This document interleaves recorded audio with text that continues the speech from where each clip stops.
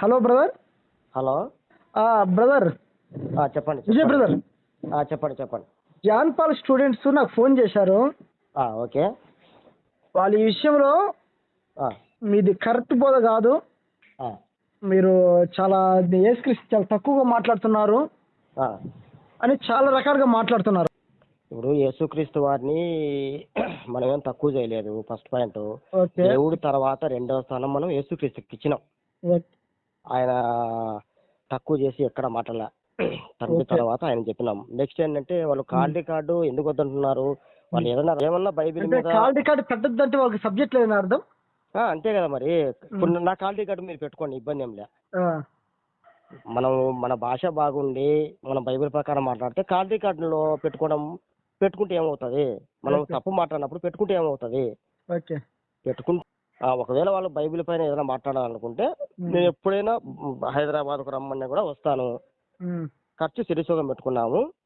నేను సిద్ధం.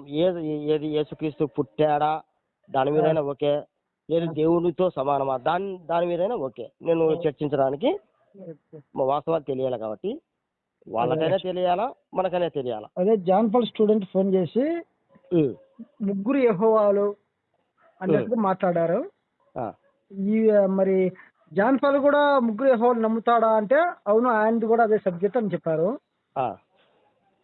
కనుక అసలు ఆయన ముగ్గురు అసలు బైబిల్ మనం చదువుతూనే మనకు అర్థం కాదు ముగ్గురు గురించి అన్నాడు ఆయన. ముగ్గురు యెహోవాలని ఎలా కన్ఫర్మ్ చేస్తాడు ఆయన? ఒక క్లారిటీ లేదు ఆయనకు. సో ఏదైనా కానీ ఆ బైబిల్ పైన చర్చించడానికి నేను సిద్ధమే. మీరు చెప్పండి, నా నెంబర్ మీరు ఇవ్వండి, కాల్ రికార్డ్ అని పెట్టుకోండి, నాకేం అభ్యంతరంలే. నేను వాళ్ళతో చర్చించడానికి జాన్ పాల్ వచ్చినా కూడా ఓకే, నేను సిద్ధమే. వాళ్ళు ఏమంటున్నారంటే మీది చిన్న స్థాయి. సరే, వాళ్ళు చిన్న స్థాయిలో రమ్మను, అట్లా తప్పించుకునే రకం అన్నాడు కదా ఆయన. వద్దు, వాళ్ళు ఎవరైనా సరే రమ్మనండి, నేను ఎన్నికి పోయే ప్రసక్తే లేదు. Okay brother. అంటే వాళ్ళు చిన్న స్థాయితో రాము, పెద్ద ఎంబీటీహెచ్ అండి. చిన్న స్థాయి మాస్టర్ ఆఫ్ బైబిల్ థియాలజీ. వాళ్ళకి ఏం క్వాలిఫికేషన్ వచ్చినది? వాళ్ళకు ఉండే క్వాలిఫికేషన్ ఒకసారి చూపిమనండి ఏదన్నా.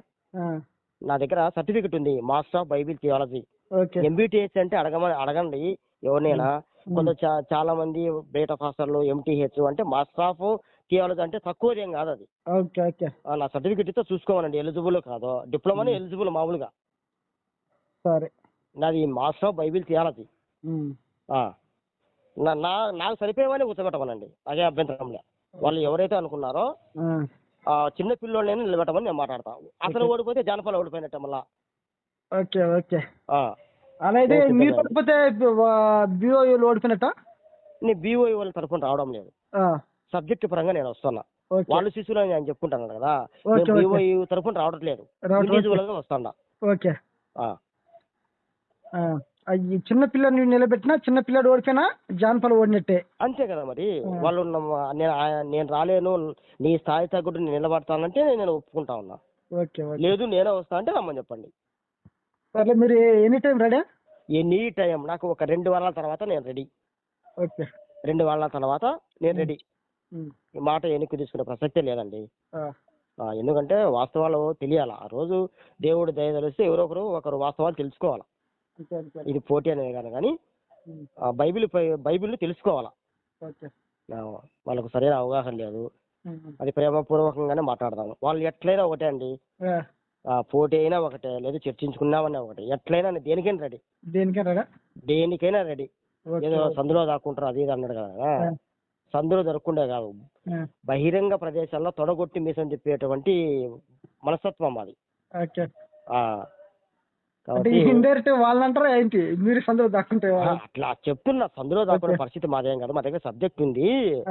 ఆయనకు తెలియదేమో, చిన్నపిల్లోడు. బీఓఐ వాళ్ళ దగ్గర మాట్లాడాలన్నా కూడా భయపడతారు చాలా మంది. ఎందుకంటే అంత సబ్జెక్ట్ ఉంటది.